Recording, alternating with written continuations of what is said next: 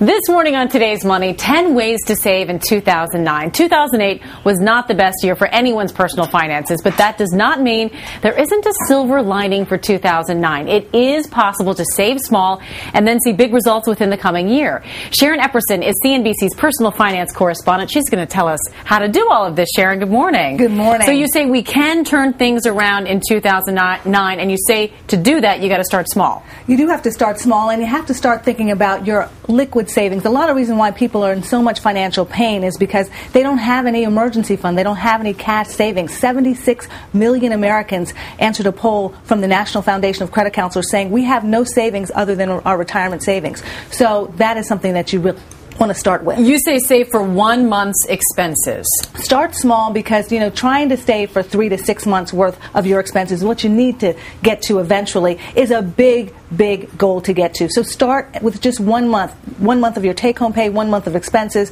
Start there. When it comes to banking, you say you can shop around for the best rate for that savings. You want to save about 10% of your take-home pay, and you want to try to do that directly into a savings account. Go to bankrate.com, savingsaccount.com. Great places to find. So from your paycheck, just have it directly sent to your savings account. That way you don't miss it. You don't want to see it. And if you can't do that, if your employer doesn't allow that, have it automatically deposited into another savings account away from your checking account. I like this. You say if you're still not seeing the savings you want, look harder. You do need to look harder. You can find it.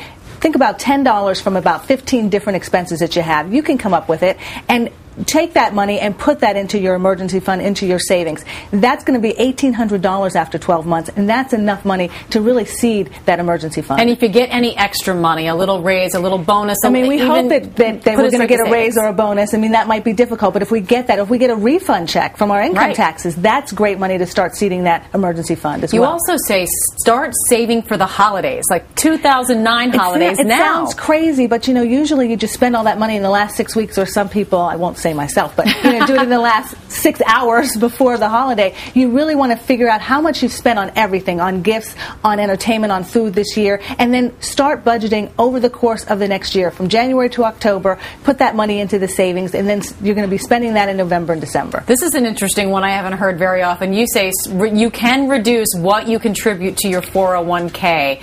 How so? Well, this may go against what some people say, put everything into your 401k, but so many of us have watched our 401k balances decline so significantly, and you're saying, what am I saving for? Well, if you're saving for retirement and you have no liquid cash on the side, that's a problem. You don't have any emergency money if something happens to your home or a car breaks down. So I'm not saying stop your 401k contributions entirely, but I am saying whatever you're contributing to your 401k, you may need to reduce that amount to the 401k. You're still saving that amount, but that portion of savings is going into a liquid savings account. You don't want to suspend it, maybe just decrease what you're contributing. You don't want to suspend it because it is tax-deferred savings, and you certainly don't want to give up your company's matching contribution. If you're eligible for that, certainly contribute up to that match. You may not want to do any more than that to the 401k, but you want to continue to save into that cash savings account. All right. And the last advice you say is to set goals. And among those goals you say, we're not just talking about savings. You really do need that emergency fund. How is it different from savings? You need to define what an emergency is. An emergency is not, I bought 10 pairs of shoes, and so now my credit card bill is a lot more than I thought it was, and so I have this savings, I'm going to dip into that, and I'm going to pay it off.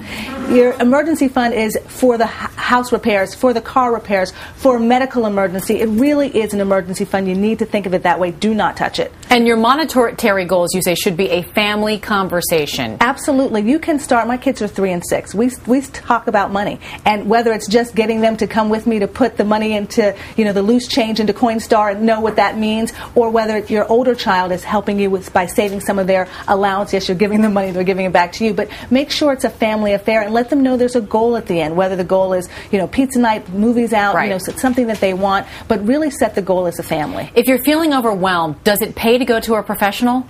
It absolutely pays to go to a professional. And credit counselors, you want a certified credit counselor, National Foundation of Credit Counseling, great place to find them in your area, debtadvice.org. Don't be afraid to ask for help, especially now. So many people are hurting. And don't think that your neighbor, your friend, your, family members, everyone is hurting, and don't feel ashamed about having to ask for help. It's out there, and they want to help you. CNBC's Sharon Epperson, thanks so much. We appreciate it. Great Certainly. advice.